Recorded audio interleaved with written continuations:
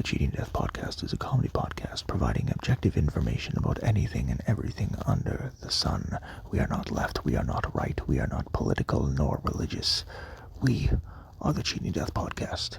Listener discretion is advised. On today's episode of the Cheating Death Podcast, we discuss the Byberry Mental Hospital in Pennsylvania. Horrific experiments, absolutely inhuman treatment. We provide you with an all-new Annihilation Announcement, an all-new joke of the episode, our top 5 favorite Starbucks coffee beans, and much, much more. So, dear listener, you know what to do. Grab yourself a coffee, put your feet up, grab yourself a blanket, and let us tell you how you can cheat death.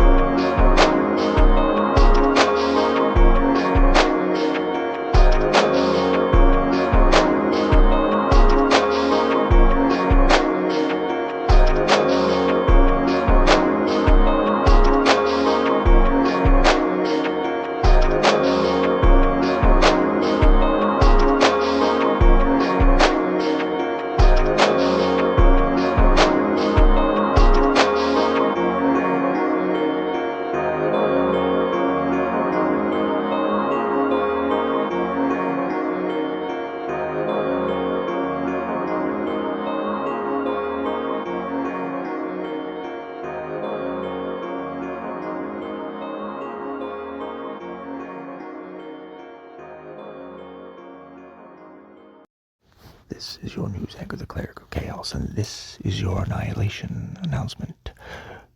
Moments become memories, and those memories become erased portions of our mind.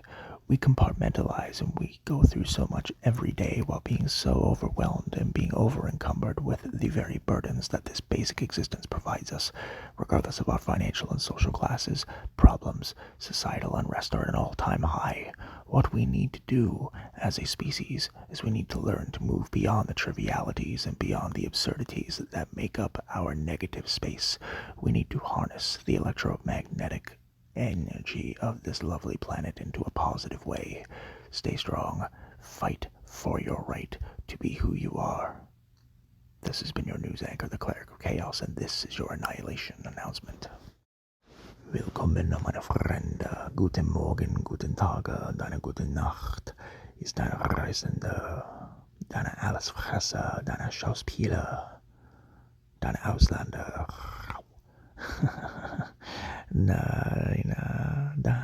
Deine Allesfresser, deine Freunde, deine Cleric of Chaos. Bist du traurig, meine Freunde? Komm mit mir. Today, dear listeners, we visit Byberry, Pennsylvania, and we take a trip to the Byberry Mental Asylum.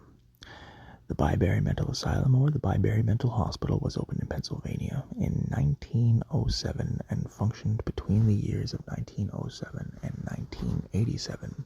Between the years of 1907 and 1934, patients were routinely subjected to experimental treatments, including but not limited to locking them in cages, keeping them outside in weather that is harsher than the opinion your stepmother or your father-in-law has about your taste in music, Absolutely not. This was a facility that people of Byberry, Pennsylvania were sent to and or chose to go to heal their mental maladies, to deal with their substance abuse, and to potentially heal their addictions. But what they received was an absolute crash course in calamity. For you see, dear listener, the Byberry Mental Hospital, which operated for only 80 years in the United States of America, was subject to much scrutiny within the first 25 years of its opening.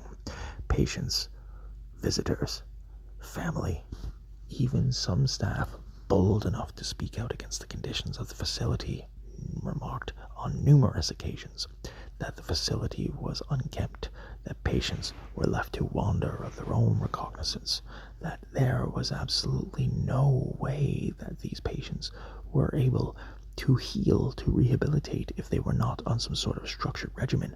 But it appears as if the administration of the facility did not have any interest in carrying out this task as part of the curriculum.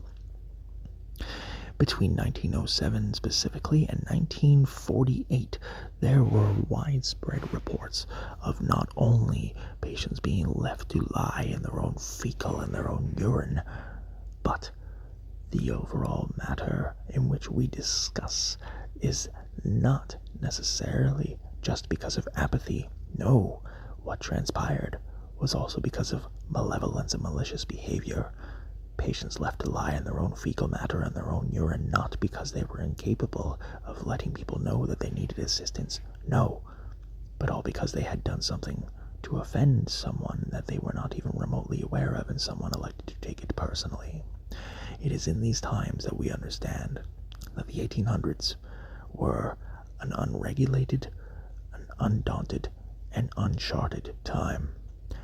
People who were only trying to make themselves better, going to these hospitals that were essentially prototypes for modern-day psychiatry, electing to take the risk and trying to figure themselves out so they didn't have to be a burden further, being met with rooms, hallways, entire wings of the facility that had not been cleaned properly in months, which soon evolved to years. One of the primary reasons for closure in 1987 was due to the hygiene and the lack thereof of the facility, the reality that patients were not increasing nor improving, they were merely stagnating, that there was no point in wasting state taxpayer funds on something that was not going to yield any fruitful dividends. Ladies and gentlemen, mental health has not always been viewed as something that is mandatory and necessary for the vitality and long life of a person. Sometimes, even to this day, it is viewed and used as one of the most ruthless and cutthroat businesses you have ever seen. Thank you for joining us on our trip to Byberry Mental Hospital today. Take care of yourselves and each other. Remember that if you have anything that you want to see on the program, any questions, comments, feedback, or you want to ask a question, email us at thecheatingdeathpodcast@gmail.com. At the top of today's program, we promised you a list of our top 5 favorite Starbucks take-home coffee beans, and without further ado, let us dive right in. Coming in at number 5, we have Sumatra. Coming in at number 4, we have Verona. Coming in at number 3, we have the Caccicello, which is an absolutely beautiful blue brand.